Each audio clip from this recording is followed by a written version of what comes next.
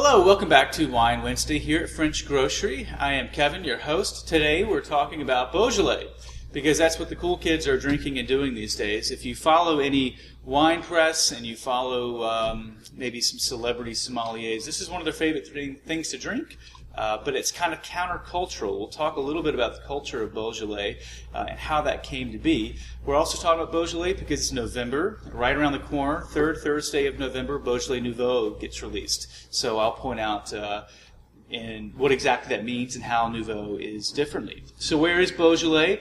We are north of Lyon, but we're south of Burgundy, so we're kind of got the Rhone Valley to our south. Lyon is a gastronomic capital of the world. These wines are awesome on the bistro table, but they're also awesome on your table at home for the holidays. What is in Beaujolais? Well, Beaujolais Rouge, we have Gamay. That is always the case. That is the grape that's in Beaujolais Rouge. Gamay is compared often to Pinot Noir, probably because of its proximity to Burgundy, but they have this in common. They're both fairly light in tannin. They also have a natural kind of spiciness, some of the fruitiness to it that comes from this northern European region. Is unlike anything that we might get from the south of France and certainly California. If you look at the label on this here, this producer, it just says Beaujolais. So just like in Burgundy, that means that it can be Gamay from anywhere within that large Beaujolais region. All these other wines, though, have village appellation names on their labels, and they may not even say Beaujolais. But this is where some of the higher pedigree wine comes from. And there's still great values in here from like $16 wines, but there's also some pretty epic wines like $59. Jules de Journay, this guy has very, very old vineyards. Actually, I don't believe that's the name of the producer, it's the name of the domain, but this domain has very, very old vines and gets really very low yield, carefully made wine that's aged for a long time in barrel, and they're trying to push this to the limit. So within Beaujolais, we have a culture for making wine that is about gaiety and joy and dining and friends and family, community parties. We also have wine that is a legacy of people that came before that are making really world-class wines that are worth, you notice, that are cellar-worthy and that have gotten the attention of, like I said, celebrity sommeliers and wine writers and people all over the world that have kind of felt like, wow, this has sort of been a hidden gem that we've all been able to rediscover. And a big component is because the market here in the United States was dominated by just a few very large, almost commodity-like producers. And that changed quite a lot beginning in the 1950s.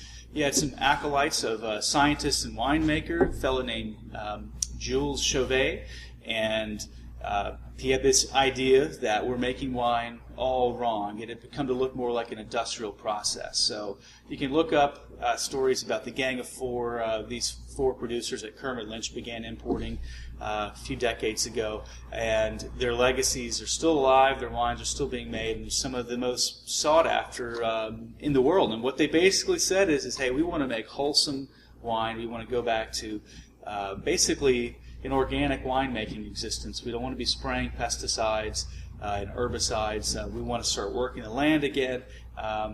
And when we make our wine, we want to be attentive in the cellars. We want to start trying to make something that reflects the terroir and rivals our neighbors to the north. Now, Beaujolais Nouveau, this is a whole different animal, but the grape is still the same.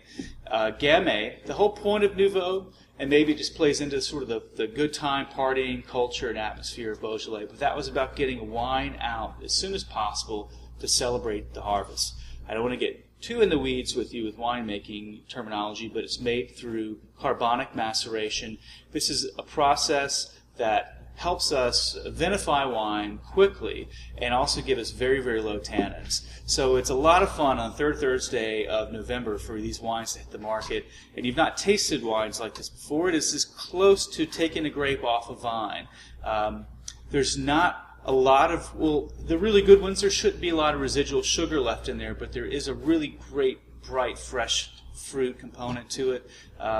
It's very hard to describe other than like taking a grape right off the vine, and that's the whole point. We're celebrating harvest.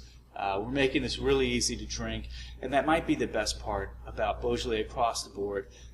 These generally can be fairly low in alcohol, 11, 13% tops. They are meant to be drunk, to be devoured.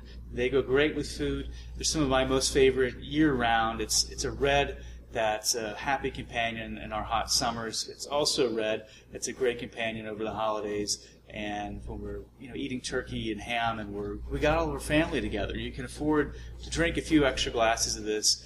Maybe unlike that high alcohol Napa Cab that you can hardly swallow a couple glasses before you're walking, stumbling around, like somebody's crazy uncle. So anyway, you got a few good reasons to look into Beaujolais this November. I hope you do. We'll be pouring it by the glass that third Thursday of November, right around the corner next week. So come in and try it out for yourself. Take some bottles home. We have 2 excellent producers that are represented this year. We only try to bring in the best, not the same stuff you'll see stacked up in supermarkets. Really low production. We're very proud to carry it. So again, I'm Kevin. This is Wine Wednesday at French Grocery. Look forward to seeing you, and have a happy November and happy Thanksgiving.